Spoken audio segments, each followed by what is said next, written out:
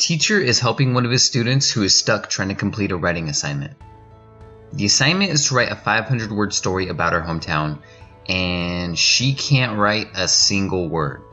Her town seems so small, so insignificant. How could she ever find something interesting enough to write about? The teacher thinks about this, and he decides to change the assignment.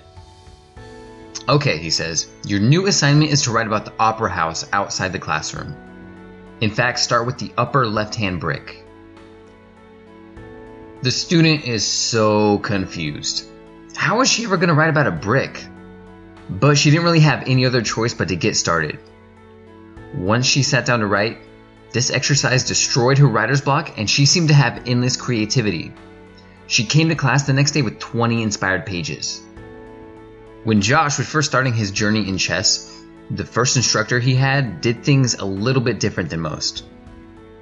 He took nearly all the pieces off the board and had him practice with just a king and a pawn versus a king. A little counterintuitive, as most people will start from the beginning and work their way through the whole game. But in the beginning, there's too much to focus on and most people will become lost by the sheer number of options they have. What Josh's teacher did instead was have him focus on less. This way, his mind wasn't hindered by countless options and he was able to internalize high-level chess principles. We basically have two approaches we can take to learning. The first, and most common in our ADD society, is to try and cram more and more information into our head. To try and recite more facts and learn more technique so we appear to have more knowledge. But this is a very surface layer knowledge. A good example of this would be to click on Facebook right now and scroll through the 500 different gurus, philosophers, and stoics who all seem to have the perfect philosophy on how you should live your life, probably based on the last Oprah episode they saw. The second approach is to narrow your focus to one or two things. To do less but to do it incredibly well. To focus on depth over breadth. Through Josh's approach to learning with just a few pieces on the board, it gave his mind room to think and completely internalize how each piece moved. He would then move on to a king and a knight, then a king and a rook, until he deeply internalized every single piece on the board. Now, when he actually dove back into the complex middle and opening game positions, the chaos seemed slowed down. He could see the intricacies of each piece.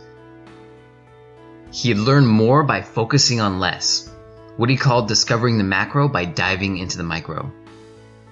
And as his knowledge grew, he was able to chunk new information faster and faster.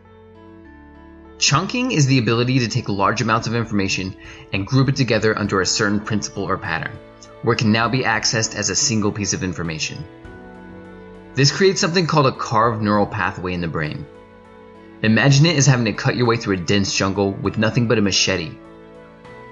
In the beginning, this will take an incredible amount of time. You'll have to monotonously plod your way through, but once you carved out a path, anything that fits on that path can get through almost instantaneously.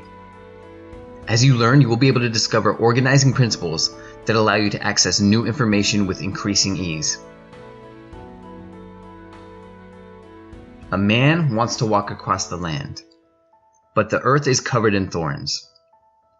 He has two options.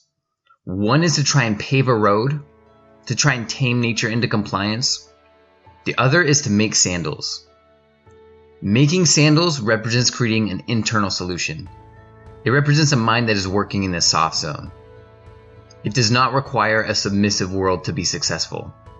Instead, it is a state of mind that relies on preparation and resilience. And resilience is a trait that can be built up over time by planning setbacks, distractions, and adversity into your practice.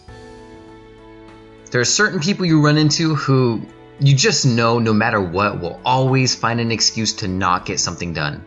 They can't do it because they're sick. They can't do it because their girlfriend broke up with them. Do you think Michael Jordan is going to skip practice because he's not feeling good? Do you think Michael Phelps is not going to go swim because his girlfriend broke up with him?